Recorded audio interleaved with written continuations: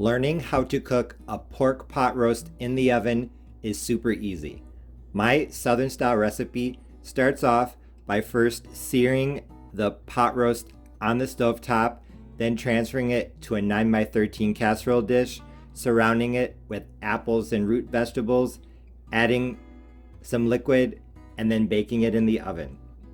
To the braising liquid, I'm going to add some apple juice, apple cider vinegar, and onion soup mix.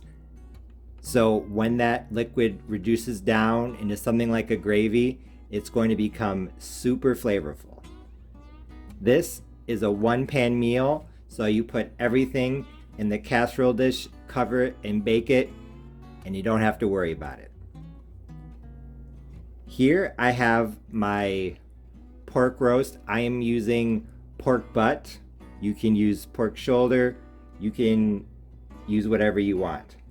This roast is 3.38 pounds and it's bone in. Usually I use boneless roast and they're somewhere between 2 to 3 pounds. So without the bone, I would say this pork butt roast is somewhere between 2 to 3. Here in this pan, which actually may be a bit too small, we'll see, I have about 2 tablespoons of canola oil.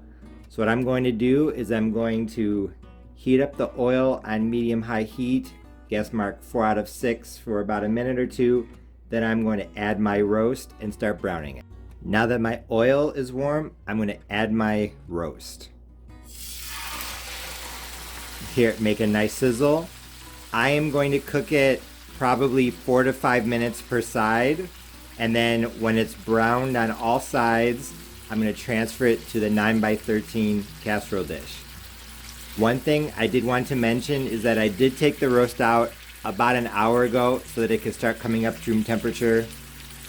I think that helps, but if you forget to take it out of the refrigerator and let that warm up a bit, it's not the end of the world. But now that the roast is seared and off to the side, it's time to get some of these flavorful bits up off of the bottom of the pan. I probably did use a little bit more oil than I needed to, but that's okay. I am going to deglaze the pan by first bringing it up to temperature. I'm going to put it on medium heat for about 1 minute. And now that it's warm, I'm going to add my liquid. I am going to add half a cup of apple cider vinegar.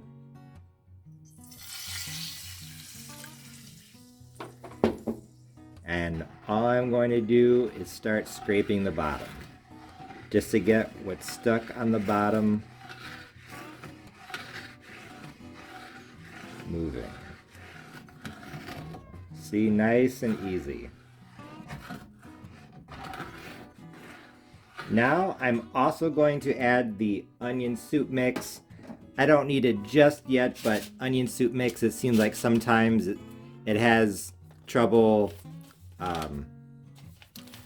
what's the word I'm looking for? It takes a bit to really absorb liquid and mix in, so I'm going to give it some time. I'm just going to add my 1 packet of onion soup mix now. Mix that in. Let the heat help dissolve everything. And now that the little flavorful bits are up and the onion soup mix is mixed in, I am going to turn off the heat.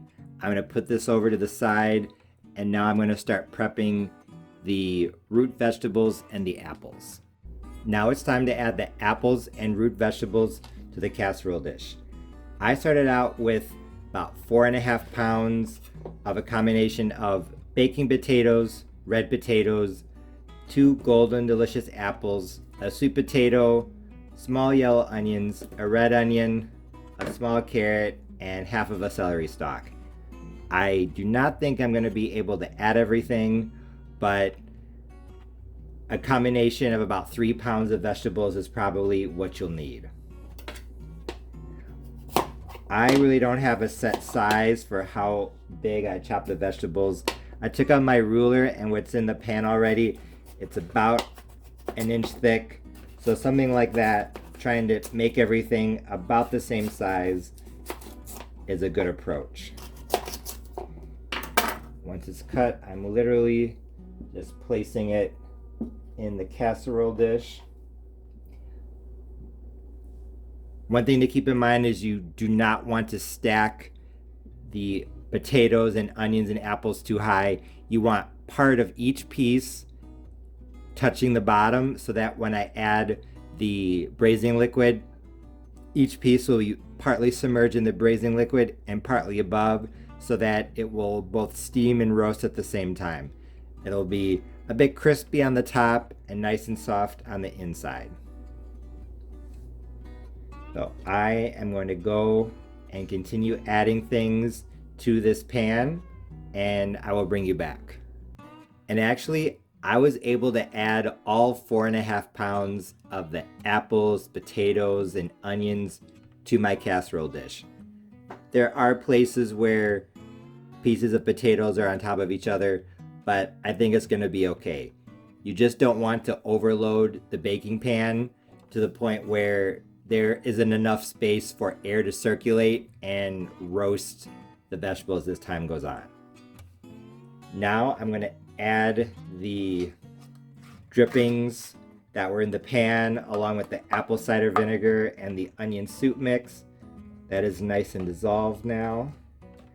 I'm literally just going to pour it over everything.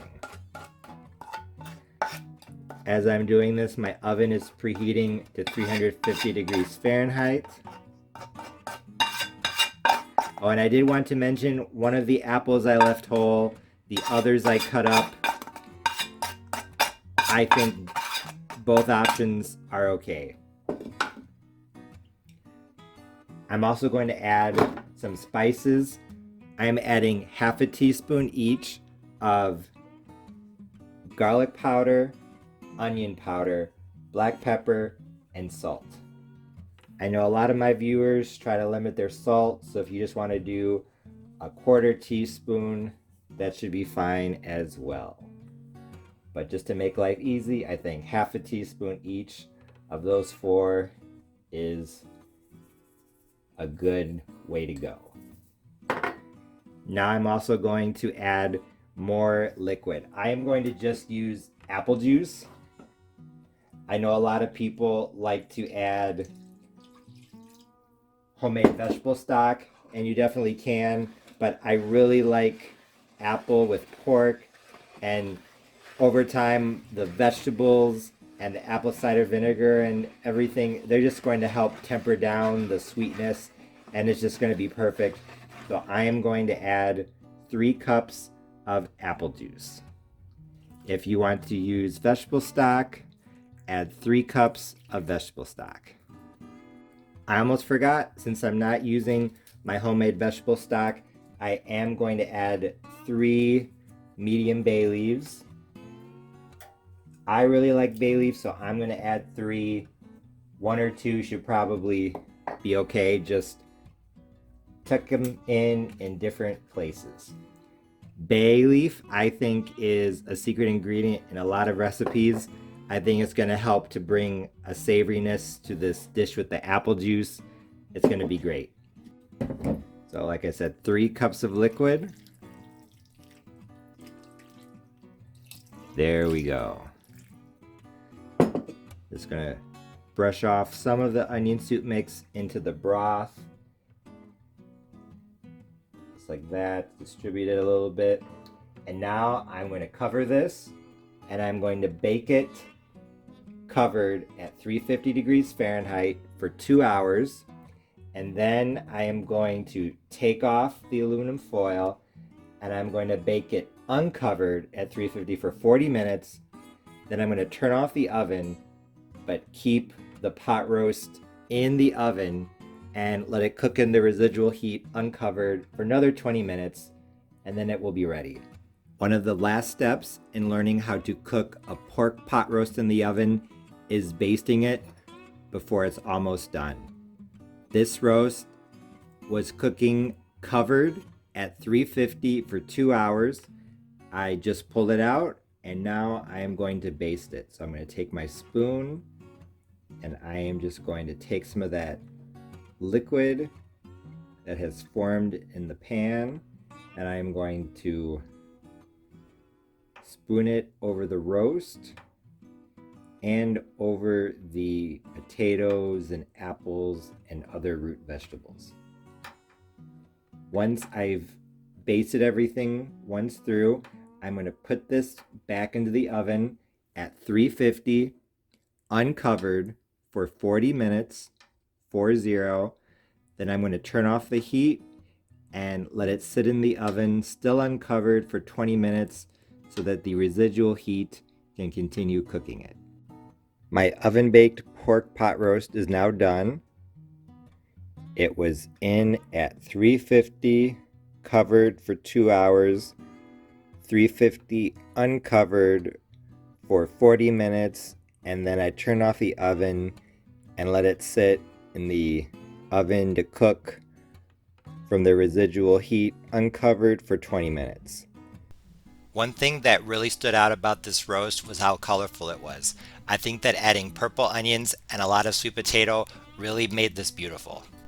And it tasted just as good, if not better than it looked. My pork pot roast in the oven with root vegetables and apples was absolutely fantastic. The roast itself was moist, tender, and juicy. And the outside had a bit of a crust because of the sear.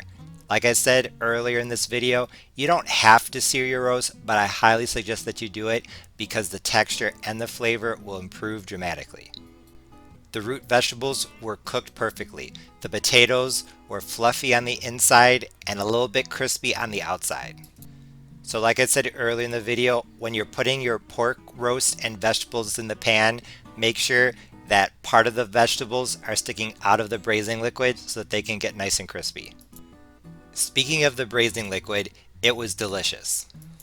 Speaking of the braising liquid, it was awesome. The combination of apple juice, apple cider vinegar, onion soup mix, spices, bay leaf, root vegetables, and the bit of fat that rendered off of the pork roast itself all came together to make something absolutely incredible. I know some people might be kind of nervous about using 3 cups of apple juice or apple cider instead of vegetable stock in this pork roast, but the apple cider vinegar added a nice tanginess that balanced out the sweetness.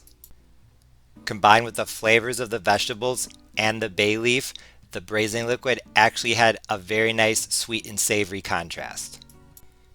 You can make a gravy out of the leftover braising liquid if you want, but as you can see here, I just poured it over the meat and vegetables, and I thought that was perfectly fine.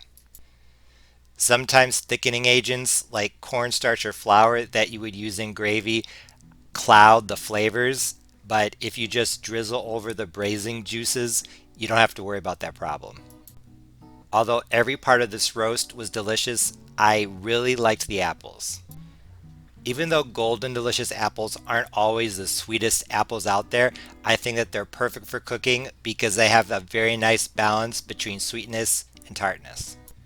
Cooking them in this pork pot roast in the oven definitely brought out their sweetness, adding even more apple flavor to the braising liquid.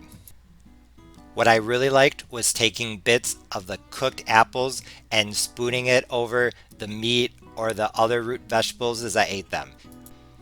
In fact, I think the apples might have been my favorite part of this roast besides the pork roast itself. So if you make this recipe, you might want to think about cutting back on the root vegetables like the potatoes and adding more apples.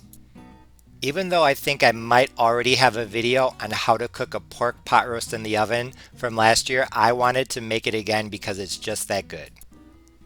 I think this pork pot roast would be the perfect way to celebrate Mother's Day or even Memorial Day, Easter, Sunday dinner, or just because.